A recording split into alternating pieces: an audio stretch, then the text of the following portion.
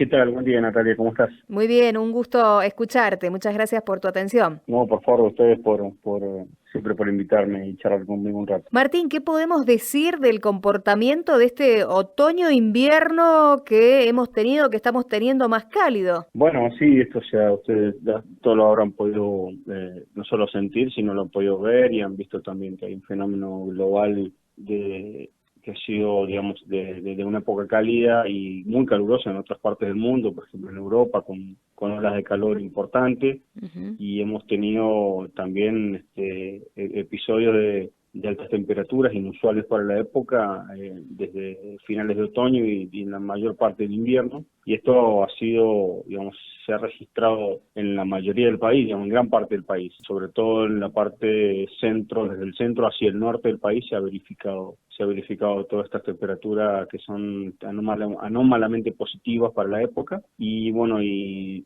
quizás donde ha sido más frío que en otras épocas ha sido en la Patagonia. En el sur de la Patagonia ha registrado temperaturas menores a lo habitual, por ejemplo, en invierno. Ujú. Pero bueno, la mayoría del país ha estado registrando temperaturas bastante más altas a lo que corresponde para la época del año. ¿Cómo afecta esto a las plantaciones, a los cultivos, a los frutales? Y ahora, por ejemplo, los frutales de hoja caduca, como son los frutales de pepita, los frutales de carozo que tenemos en la provincia, y la vid, por ejemplo, son especies que necesitan una acumulación de horas de frío para iniciar normalmente sus procesos biológicos a partir de la primavera. Cada especie tiene su requerimiento de horas de frío, digamos, pero estamos, digamos, sospechando que muchas de estas especies y en ciertos lugares del país y de la provincia puntualmente no van a lograr o no han logrado adecuadamente cumplir con estos requerimientos de frío. Entonces, bueno, lo que resta esperar ahora es en los cultivos cómo empiezan a suceder las brotaciones, las floraciones, los cuajes, Ujú.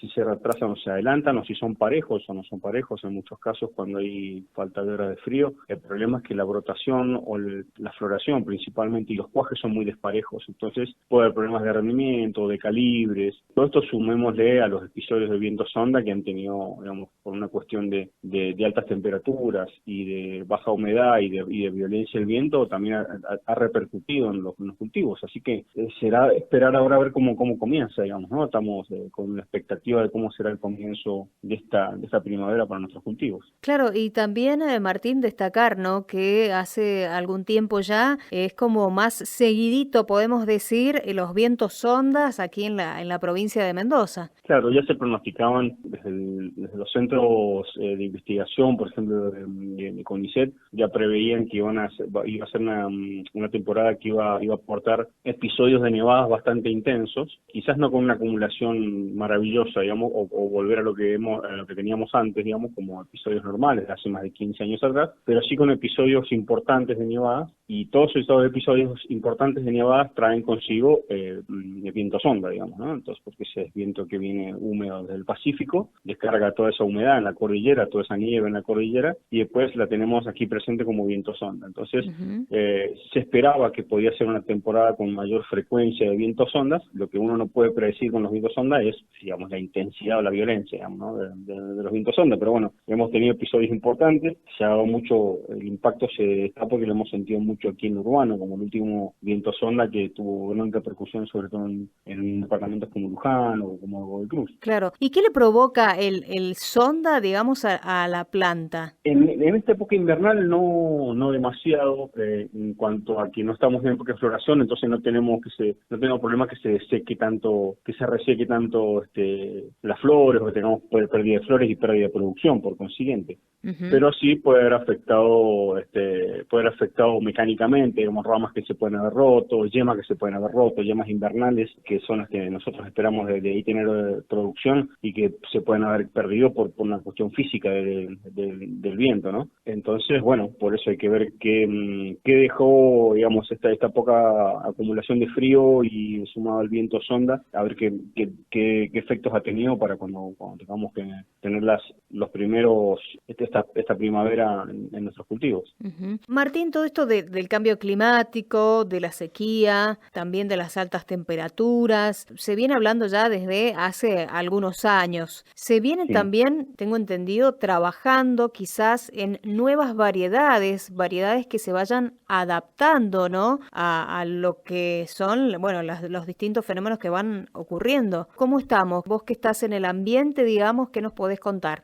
Fundamentalmente, lo que se está buscando en los centros de investigación, mucho, principalmente en las universidades, hablo del conocimiento quizás en la Facultad de Ciencias Agrarias aquí de la Universidad Nacional de Cuyo y en los distintos centros experimentales del INTA, tratando de trabajar sobre todo en el tema de adaptación al cambio climático, primero en técnicas o en actividades culturales, en los cultivos, que supongan una mayor adaptación en ciertas prácticas en los viñedos, en los frutales, en los cultivos hortícolas, que tienden a mitigar un poco de estos efectos. Sobre todo lo importante y lo que más sentimos aquí en la provincia son las sequías. Hemos tenido 3 años de sequía importante con el efecto prolongado de la Niña. Entonces, bueno, creo que la búsqueda es hacia ese lado. Nosotros, digamos, estos episodios largos de sequía o quizás largos de periodos mucho más húmedos, lo vamos a tener cada vez más seguido. Entonces, quizás la búsqueda está haciendo por el lado de cultivos resistentes a estas sequías o ver cuáles son las técnicas que nos eviten que tengamos estas sequías de África o estas sequías atmosféricas que nos generan estos procesos largos sin precipitaciones y sumados a los vientos ondas que tenemos con mayor frecuencia. Entonces, claro, creo que la búsqueda tecnológica viene por ese lado, ¿no? A tratar de ver cuáles son las variedades y un cambio de cultivo, pues, digamos, que podamos utilizar cultivos más resistentes en nuestra provincia y la adaptación de las mejores variedades. Claro, porque también si ya nos vamos más adelante y nos vamos a la vitivinicultura, bueno, también el sol directo tiene sus efectos, ¿no? En la uva, bueno, en todo. Claro. Sí, digamos, la radiación solar siempre es importante. Ya sabemos los efectos que causa, por ejemplo, en la fruta que tiene que ir, por ejemplo, a mercado de consumo, lo cual queda marcada o manchada por el sol, las escaldaduras que podemos tener o sobremaduraciones en la uva con el impacto del sol directo, y eso, digamos, las coberturas que hay que buscar en los suelos para que se calienten demasiado cerca de las raíces, y eso nos genera mayor deshidratación y eso nos genera mayor necesidad de agua con la escasez de agua que hoy tenemos. Entonces todo va tendiendo a eso, ¿no? A tratar de mitigar todos esos efectos. Bien. Bueno, Martín, te agradecemos mucho este contacto con protagonistas del campo argentino. Iremos viendo juntos también lo que va sucediendo, ¿no? La producción un poco bastante atacada ya el año pasado y con las inclemencias climáticas y bueno, ahora nos seguiremos adaptando a esto que viene nuevo. Sí, ya tenemos un pronóstico. Además, ya estamos en fase de El Niño y es una fase que ya están pronosticando va a durar hasta el otoño próximo, así que no sabemos tampoco cuál va a ser la intensidad. Contanos las características del Niño, de este fenómeno. Los fenómenos del Niño generalmente en Argentina traen mayores complicaciones, por ejemplo, de exceso de precipitaciones, pero más en la zona noreste del país. Estamos hablando de la Mesopotamia, norte, digamos, toda la provincia de Santa Fe, norte de Córdoba, norte de la provincia de Buenos Aires, hacia el norte, digamos, toda la parte de Formosa, Chaco, digamos, toda la parte más cercana al sur de Brasil, son las áreas que tienen mayores probabilidades de tener exceso de precipitaciones, inundaciones, problemas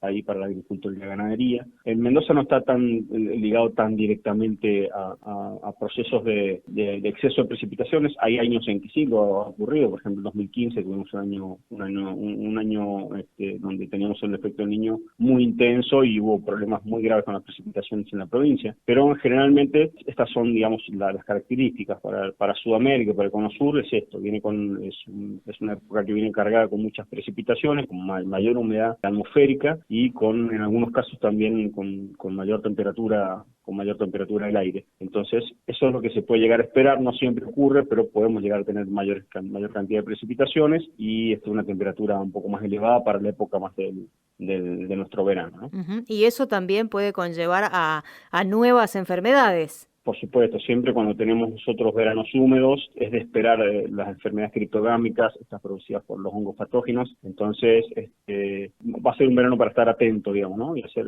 todo lo que tenemos que hacer preventivamente para evitar cualquier infección por ovidio o las enfermedades incluso en los frutales de carozo. Vamos a tener que estar atentos porque podemos llegar a tener mayor humedad atmosférica y, bueno, hay que estar atentos a eso. Te escuchaba, Martín, mientras hablabas del noreste del país y pensaba, ¿no? ¿no? En la producción de alimentos, cómo también de alguna manera nos va a llegar a nosotros, porque bueno, en la comercialización o el faltante o no que puede haber de esos productos, cómo va a influenciar. Claro, sí, todo trae, digamos, así como la sequía, sí es un problema para las cosechas y para los bajos rendimientos, la pérdida de producción de granos, de soja y de cabezas de ganado está muy afectada también por el exceso de precipitación, digamos, por las inundaciones. Claro. Así que es una complicación que se suma a las complicaciones que ya tenemos en el país, que no son pocas. Esta cuestión es que salimos de una sequía y podemos llegar a entrar en un periodo de niño, esperemos que no sea muy intenso y bueno, esperemos que no hayan tampoco pérdidas grandes de alimentos para el país. Seguro. Bueno, Martín, nuevamente, muchas gracias, ha sido muy amable. No, por favor, gracias Natalia, gracias a ustedes. Un abrazo, que estés muy bien.